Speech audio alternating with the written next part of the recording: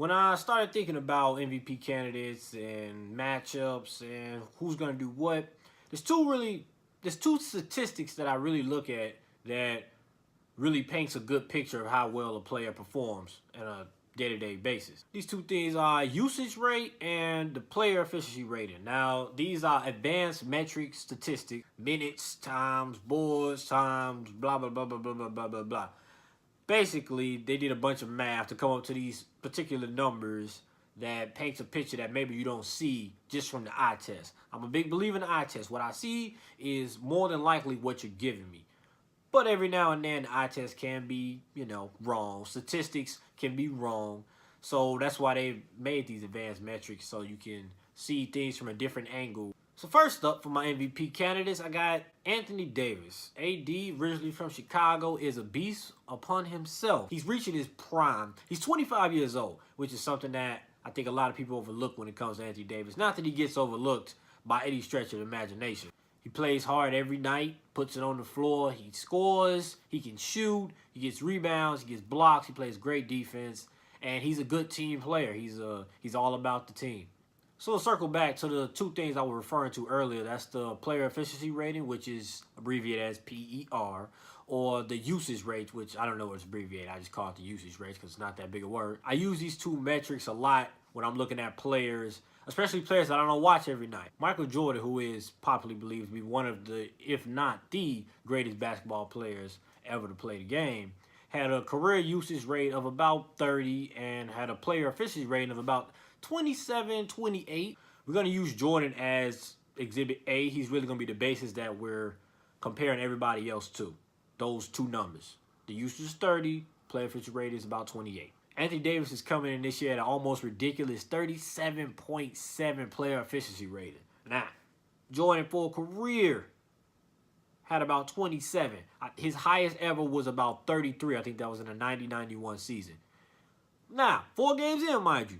So, take that for what you will. So, his 37 is up from last year's total, which is about a 30. His usage rate is at about 27 as compared to 30 for last year. So, he's using the ball a bit less, being more of a team player, but at the same time being more efficient than he was last year. And that's really what these two metrics really define for me. If your usage rate is really high, but you're having like 9 turnovers at the same time, then I don't really think that's benefiting you.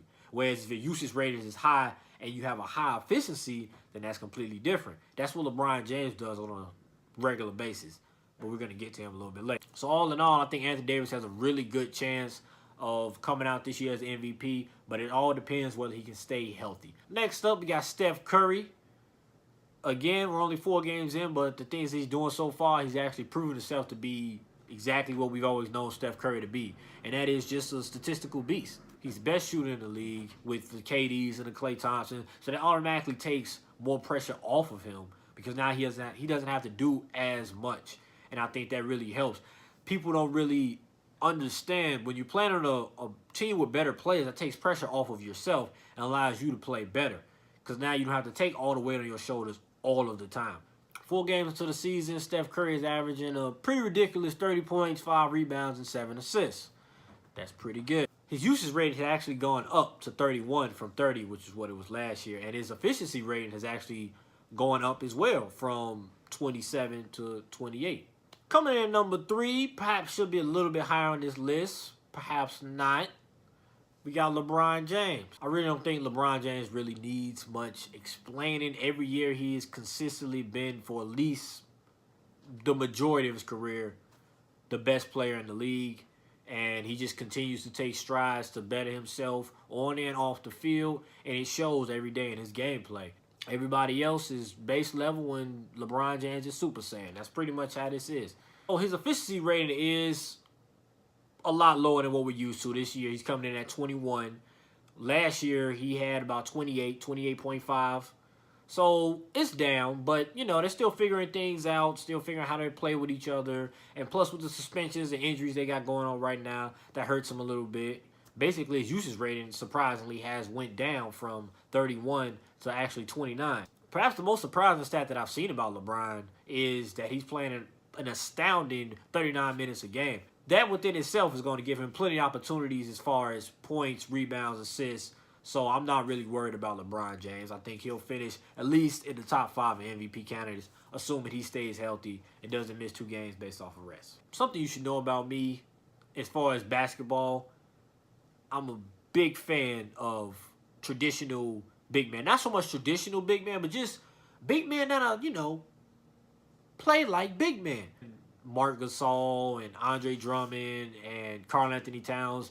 Just a couple of examples of people that I'm really a fan of. That being said, 4th person on my list that I have is Nikola Jokic. I think I'm saying his name right, but don't hold me to that. I struggle with that. He's a great, versatile big man that can do a lot. He can shoot, he can dribble, he can drive, he can pass. He plays decent enough defense, and he's 7 feet tall. So that never hurts anything. Something that I don't necessarily agree with, but something that happens a lot, is the people that vote for the MVP, they look at the team record.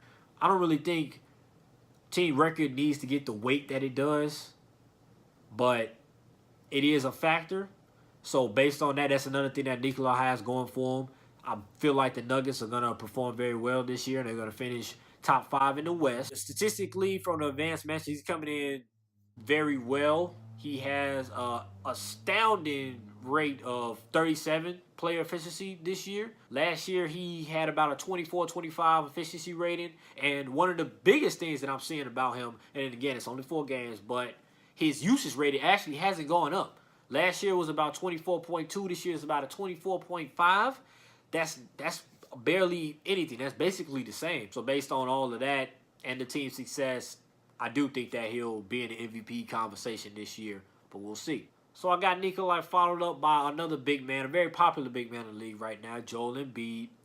And here's why. Obviously, he's one of the best big men in the game at an early age. He can go back to the basket. He can shoot. He plays good defense. He gets in your head, which is something that's overlooked as a player. The Draymond Greens can attest to this. Getting into a person's head, whether that's before the game, after the game, during the game, helps you. It gets people to act out of character, and I think Joel Embiid does a really good job of that. We just saw that with the whole scuffle with Andre Drummond. All the talking eventually is going to play out in one form or another. Something's going to happen.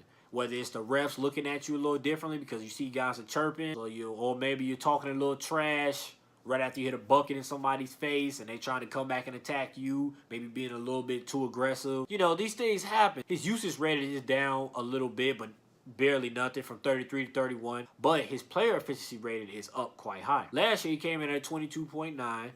This year, he's coming in at a very efficient 27. So he's being more efficient with the opportunities that he is being given. And I think that says a lot. So that's it, guys. Those are my MVP candidates at this point in the season. Things might change based off of injuries or how teams develop and people leaving out of rotations and entering rotations, things of that nature. But this is what I got for right now. If you like what you heard, please hit that like button down below. Leave a comment. Subscribe to the channel. I'm going to have a lot more content releasing soon. So appreciate you guys for coming by, and have a good one.